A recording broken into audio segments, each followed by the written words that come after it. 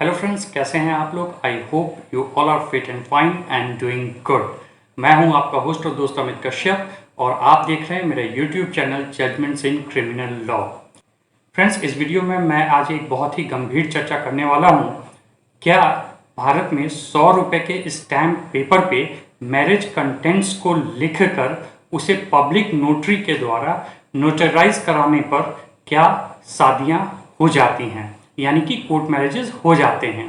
इसी प्रकार से क्या 100 रुपये के स्टैम्प पेपर पे डाइवोर्स के कंटेंट्स लिखकर उसे पब्लिक नोटरी के द्वारा नोटराइज कराने पर क्या म्यूचुअल डाइवोर्स हमारे देश में हो जाता है, इसके परिणाम क्या होते हैं या फिर दुष्परिणाम क्या होते हैं, इन्हीं बातों पर आज हम चर्चा करेंगे। So let's start this video.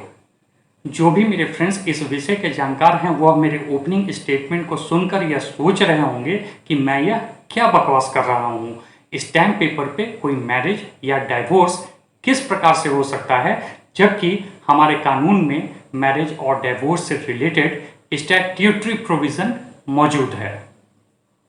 आपका सोचना बिल्कुल सही है और स्टैम्प पेपर पे जो शादियां या डाइवोर्स होती हैं वो बिल्कुल ही इलीगल हैं और उनकी लीगल वैलिडिटी 0 है। मगर फिर भी हमारे देश में इस तरह की शादियां हो रही हैं, यह भी एक सच्चाई है। होता क्या है कि 100 रुपये के एक स्टैम्प पेपर पर मैरिज के कंटेंट्स को लिख लिया जाता है, जैसे कि लड़के और लड़की का नाम, दोनों के फोटोग्राफ्स, फलाने तारीख से वो दोनों पति पत्नी होंगे, वगैरह वगैरह। इस तरह कंटेंट्स लिखकर लड़के और लड़की का सिग्नेचर ले लिया जाता है, 2 गवाहों के सिग्नेचर ले लिए जाते हैं और फिर उस डॉक्यूमेंट को पब्लिक नोटरी से नोटराइज करवाकर उसे एक वैलिड शादी का रूप दे दिया जाता है। इसी प्रकार से डाइवोर्स के कंटेंट्स को एक 100 रुपये के स्टैम्प पेपर पे लिख के पति पत्नी का सिग्नेचर लेकर उसे पब्लिक नोटरी से नोटराइज करवा दिया जाता है और इसे एक म्यूचुअल डाइवोर्स का रूप दे दिया जाता है। फ्रेंड्स, मैं स्पष्ट रूप से इस बात को आप लोगों को बता दूं कि ऐसा कोई भी प्रोसेस मैरिज का या डाइवोर्स का हमारे कानून में नहीं है और स्टैम्प पेपर पे जो भी शादियां होती हैं या जो भी डाइवोर्स होते हैं वह पूरी तरह से इलीगल हैं। इनके लीगल वैलिडिटीज कुछ भी नहीं है, बल्कि इस तरह की जो शादियां होती हैं वो वाइट मैरिजेस कहलाती हैं। वाइट मैरिजेस यानी नॉट एट ऑल मैरिज या फिर the marriage that never existed.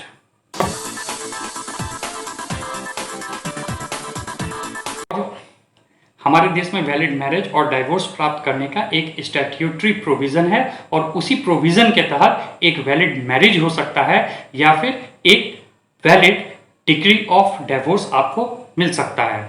अगर आपको वैलिड मैरिज करना है तो आपको अपने कंसर्न मैरिज रजिस्ट्रार ऑफिस में जाना होगा, वहां पर एक एप्लीकेशन देना होगा। महीने भर बाद आप गवाह लेकर जाएंगे, पूरा एक प्रोसेस होगा और उसके बाद मैरिज रजिस्ट्रार ऑफिस से आपको एक वैलिड मैरिज सर्टिफिकेट मिल जाएगा। इसी प्रकार से अगर आपको डाइवोर्स लेना है तो आपको कंसर्न फैमिली कोर्ट में म्यूचुअल डाइवोर्स पिटीशन फाइल करना होगा। उसकी एक छोटी सी प्रोसीडिंग है, उस प्रोसीडिंग को पूरा करना होगा और उसके बाद आपका म्यूचुअल डाइवोर्स जो है वो फैमिली कोर्ट जज के द्वारा ग्रांट कर दिया जाएगा और उसके बाद फिर आपके डिग्री ऑफ म्यूचुअल डाइवोर्स तैयार कर दी जाएगी। ये है वैलिड डाइवोर्स प्रोसेस। इन दोनों प्रोसेस के इतर ना ही कोई कोर्ट मैरिज का दूसरा प्रोसेस है और ना ही डाइवोर्स का कोई दूसरा प्रोसेस है। स्टैम्प पेपर पे की जाने वाली शादियों के बहुत सारे कारण हैं और सबसे बड़ा कारण तो यह है कि लोगों के पास जानकारी का अभाव है।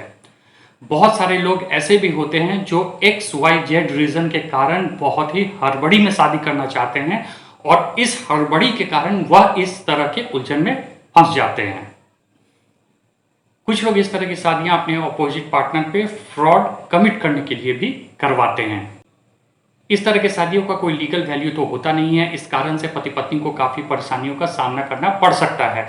मान लीजिए कल को आपको मैरिज प्रूफ के तौर पे किसी डॉक्यूमेंट को कहीं पर देना है, तो अगर आप इस स्टैम्प पेपर के डॉक्यूमेंट को कहीं जमा करेंगे तो वहां पे इसको मान्यता नहीं मिलेगी। जैसे हम मान लेते हैं कि आपको पासपोर्ट बनवाना है और पासपोर्ट ऑफिस में आप इस डॉक्यूमेंट को जमा करते हैं तो पासपोर्ट ऑफिस इसको शादी मानने से ही इनकार कर देगा और आप परेशानी में पड़ जाइएगा। अब मान लीजिए बीइंग एज अ वुमेन आपको कल को कोई मैट्रिमोनियल राइट क्लेम करना है, तो जैसे ही आप कोर्ट में इस लिटिगेशन को ले जाएंगे और कोर्ट आपसे मैरिज का प्रूफ मांगेगा और तब अगर आप इस डॉक्यूमेंट के साथ जाएंगे तो कोर्ट तो इस डॉक्यूमेंट को मानने से इनकार कर देगा और आपके मैरिज को वॉइड मान लेगा। चलिए मान लेते हैं कि अगर आप बहुत लंबे समय से हैं तो कोर्ट आपके केस को एक लिव इन रिलेशनशिप के तहत ट्रीट कर सकता है, but that is all together a very different issue. न ही आपकी शादी को मान्यता मिलेगी और न ही आप लीगली वेटेड वाइफ कही जाएंगी।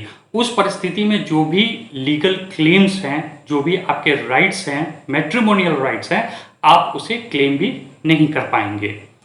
अब मान लीजिए आप हस्बैंड हैं, अगर आपकी वाइफ आपको छोड़ के चली गई है और आपको रेस्टिट्यूशन ऑफ कंजुगल राइट के अंतर्गत एक पिटीशन फाइल करना है, आप फाइल करेंगे तो कल को वाइफ आके सीधे तौर पे मुकर जाएगी कि मैंने तो कोई ऐसी शादी की ही नहीं है और स्टैम्प पेपर पर जो शादी हुई है वो तो इनवैलिड है।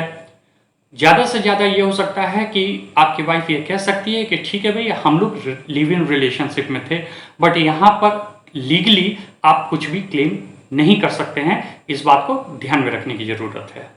तो फ्रेंड्स कंक्लूजन यह है कि स्टैम्प पेपर पे जो शादियाँ और डाइवोर्स हो रहे हैं उसको हमारे देश में कानूनी मान्यता प्राप्त नहीं है और इसके दुष्परिणाम पति और पत्नी को झेलने पड़ते हैं। सबसे बड़ी बात है कि कानूनी जानकारी के अभाव में न सिर्फ अनपढ़ साधारण लोग बल्कि हमारा पढ़ा लिखा वर्ग भी इस तरह के कानूनी उलझनों में फंस जाता है। मेरा यह वीडियो बनाने का उद्देश्य यही था कि मैं इस संबंध में ज़्यादा से ज़्यादा लोगों को जागरूक कर सकूं, ताकि आप भी इस झमेले से बच सके और कल को अगर आप किसी दूसरे को इस तरह के झमेले में फंसते देखते हैं तो आप उसे अलर्ट कर सकें।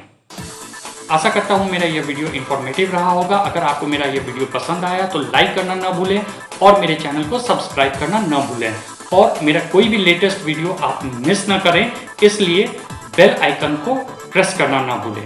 Thank you.